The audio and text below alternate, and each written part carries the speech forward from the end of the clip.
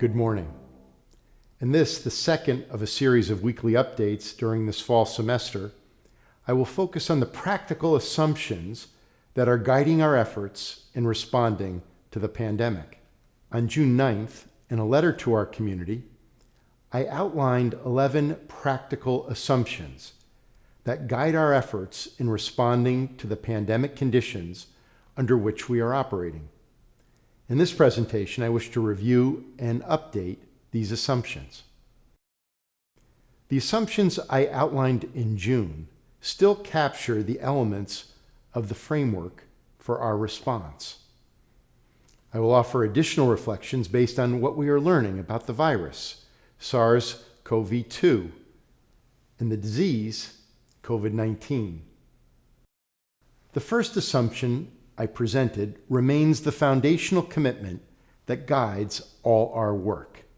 Our first priority is to the health and safety of our community, our students, faculty, and staff. We will be guided by the data, by evidence, and by expertise. We continue to learn. We continue to be challenged. We still have so much to learn about transmission, treatment, and the long-term effects of the disease. Here are some key insights that guide our understanding. The virus is spread in three ways: droplets, saliva and respiratory fluid, hence the need for masks and physical distancing. We need to stop the droplets at their source. We need to give enough room for them to fall to the ground between us. Second, there's increasing evidence that the virus is spread through aerosols, similar to droplets, only much, much smaller. The new challenge: aerosols tend to hang in the air much longer, even hours. Here the concern is with contact in closed, poorly ventilated indoor spaces. Third, fomites, objects that are contaminated by the virus, surfaces, hence the focus on deep cleaning. While much of our effort since March has focused on fomites and droplets, the increasing evidence that transmission is through aerosols has raised the stakes for providing safe places. There is overwhelming evidence that the virus can be spread both pre-symptomatically and asymptomatically. These asymptomatic individuals may be linked to what are referred to as super spreading events. In mid-August, the WHO identified young people as emerging as important drivers of the spread of the virus in many countries. Symptoms are often absent or mild in the young. The spread to more vulnerable populations must be recognized. The long-term effects of the disease are uncertain. We haven't had enough time to understand these effects, but we know they can occur. The second assumption, our academic mission: it is in our interest of our academic mission to welcome as many students as is safely possible to in-person instruction in the fall. Well, as I shared with you last week, over the summer we had prepared to return our law, medical, and graduate students to campus, as well as the undergraduates of the entering class of 2024, and seniors with academic necessity. But given the accelerating spread of the virus and the constraints on interstate travel, we made the decision to begin this year in a virtual learning environment across all our campuses.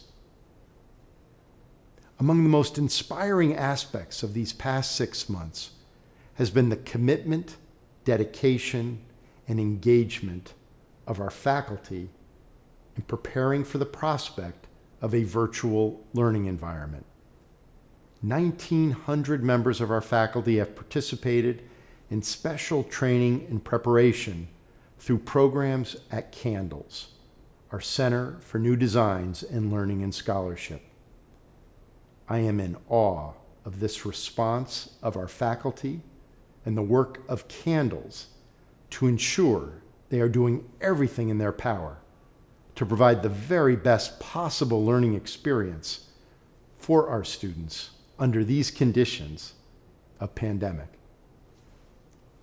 I recently spoke with our director of Candles, Eddie Maloney, about their work over the summer in partnership with our faculty to prepare for this new academic year. What do we understand about our students differently now than we didn't understand a year ago or 6 months ago?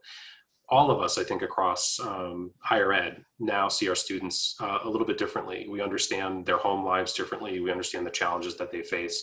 We understand the issues of equity and access in a different kind of light, in ways that at many institutions might have been part of sort of an area of the institution, but not necessarily seen across all of the teaching and learning space.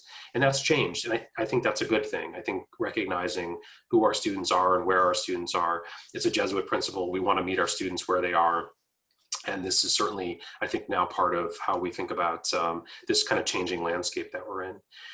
The fact that we have faculty across higher ed who've been thinking differently about their teaching, I think, can do nothing but make our teaching better. I think across higher ed, we'll start to see that investment pay off, not only in the online space or the remote space, but the in-person space as well. And I think that that's exciting.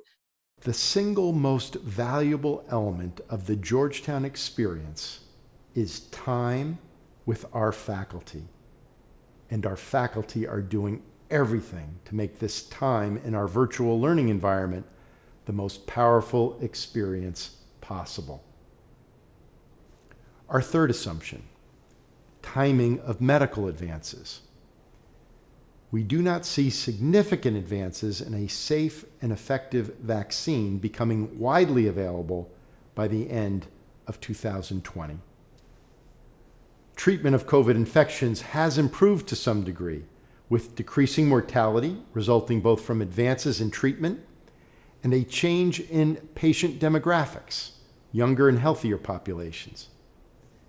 It remains unlikely, despite much progress, that a safe and effective vaccine will become widely available by the end of 2020, by the end of this year. If warranted by ongoing trials, a limited number of doses of some vaccines may start becoming available and would likely be targeted to those at highest risk. Extraordinary efforts across the globe are ongoing to develop successful vaccines. The U.S. effort, Operation Warp Speed, has supported 14 vaccine candidates selected from more than 100 candidates. The most promising of the candidates, based on safety and likeliness to provoke an immune response, move to the final phase of vaccine development, which is referred to as Phase 3, randomized control trials.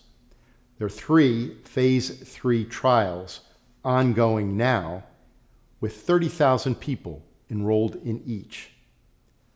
This phase is crucial to generating the data on safety and effectiveness required for approval. The U.S. effort fits alongside a larger global effort. 165 vaccines, 30 are in human trials. The following chart was developed by the New York Times. We are tracking vaccine development closely, though, as I just described, the timing of a widely accessible vaccine remains uncertain at this time. Assumption 4, our layered public health framework. We will be able to implement a layered public health framework. Elements of a layered framework include regular self-screening for symptoms, temperature checks, hand washing, physical distancing, masks, testing, contact tracing, quarantine, isolation, deep cleaning of public spaces, and limiting crowd sizes. While no framework can eliminate all risk, such a layered approach is integral to our efforts to work to mitigate risk. We will identify the policies and processes that enable this commitment. By layered, no single step in our public health framework is sufficient to stop the spread of the virus. Our hope is that the combination of these elements will provide the strongest framework we can construct at this time. Our framework includes a commitment to the Georgetown University Community Compact, and our testing framework will test all members of our community regularly coming to campus twice a week. Mark Fournier, who led the operational development of our testing protocol, spoke with me recently as part of our Georgetown Now series. We had so many conversations with so many people, privacy experts and the Office of General Counsel related to access control, biometric screening, tracking applications, even the application that we currently use. We considered how data would be held and used and how we would balance privacy expectations with our community and keeping them safe. June progressed, our testing and tracking logistics planning framework really took form. It seems like a long time ago, but if you think about the enormity of what was accomplished from then until now, in such a short time, in less than really 90 days, we developed the framework, we operationalized the plan, and we've conducted over 6,000 COVID PCR tests to date. And we have the capacity today, we started yesterday, to do over 1,200 tests per day using a multitude of testing modalities. So quite fascinating work and a lot accomplished in a short period of time. Assumption 5, adherence. Effective health and safety measures depend on the active participation by members of our community. We can see how challenging it can be to change our behavior and secure consistent adherence. Large swaths of our society are not practicing the basic elements of such a framework. We are in a pandemic. What is required are new norms, new expectations of ourselves, new expectations of one another. Each of us needs to develop new habits. We each need to exercise new levels of self-discipline, self-restraint, self-sacrifice. This may be the most fundamental challenge and opportunity of this moment. We all know what is at stake. If we get this right, we can bring more of our people back to campus and protect health and safety. I believe the majority of our people are doing everything we could ask, but there is no margin of error. All members of our community on campus and in our local neighborhoods must commit to the Georgetown University Community Compact, and all members of our community are required to provide updated information about current work or study locations. Every Hoya Everywhere captures the need for shared commitment to the health and safety of our community. Assumption 6, hybrid, flexible academic models. In June, I wrote, "We will be prepared to conduct hybrid and flexible models of learning that span a continuum from on-campus to fully virtual, determined by relevant factors including our ability to meet our public health responsibilities and the needs of our community. We are preparing for multiple options depending upon the changing state of pandemic conditions in the District of Columbia and on our ability to fulfill our obligations for public health on the Georgetown campuses. As we begin the fall semester, courses across the university are being conducted in a virtual learning environment. Virtual learning is our way of describing our fully online remote learning environment. In-person describes face-to-face instruction within a traditional classroom. Hybrid flexible is a term used to refer to a course that is designed to have both online and in-person elements. Taking a hybrid flexible approach across all our classes ensures that all courses could be available virtually in our virtual learning environment and could also accommodate in-person experiences if and when circumstances permit. Our seventh assumption, varying impact. The implications of COVID-19 result in impacts that vary in severity across different members of our community. We will exert special effort to anticipate and address these variations. We have tried to respond to those who are experiencing a disproportionate impact as a result of the virus. We made a commitment to welcome those students back to campus for whom it was unrealistic or unreasonable for them to complete their studies at their permanent addresses. No student or faculty would be required to return to the classroom. Faculty and staff have been able to seek emergency financial support through GU Cares, and we recently announced an expansion of our assistance to those who have been impacted by COVID-related school closings, childcare, or elder care services this fall. These are among the steps that we have taken to try to be responsive to the disproportionate impact that is being felt by different members of our community. 8, differentiation of academic programs.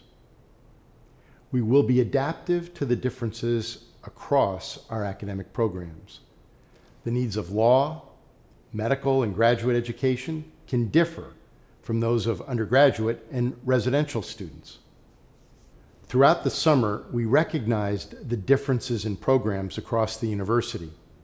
We had prepared for the return of law, med, and graduate students and the entering class of undergraduates for the residential experience. Those in residence would have lived one to a room. Again, the accelerating spread of the disease required the move to fully virtual. But the instinct that we need to be adaptive to the differences across our academic programs is sound and will continue to guide us. Assumption 9, financial capacity. In June, I wrote, we will have the financial resources to prepare for and support the 2020-2021 academic year. Given the demands of putting in place the public health framework and support of the health and safety of our community and strengthening the virtual learning environment, we do not yet know the full extent of the costs for this coming year. We continue to monitor the financial impact of the pandemic. We have taken many steps, including Redeploy Georgetown, an initiative we are very proud of and will be the focus of a future talk. Redeploy Georgetown is an effort to continue to protect the livelihoods of the members of our workforce. This allows employees whose work activities have reduced because of our virtual learning environment and telework to engage in new activities that have emerged because of virtual education and the needs of our public health framework. Again, we'll discuss this more in depth in a future presentation. Assumption 10, infrastructure. We will be able to adapt and expand the infrastructure of our campuses, including classrooms, laboratories, residence halls, dining halls, to address the new needs for public health.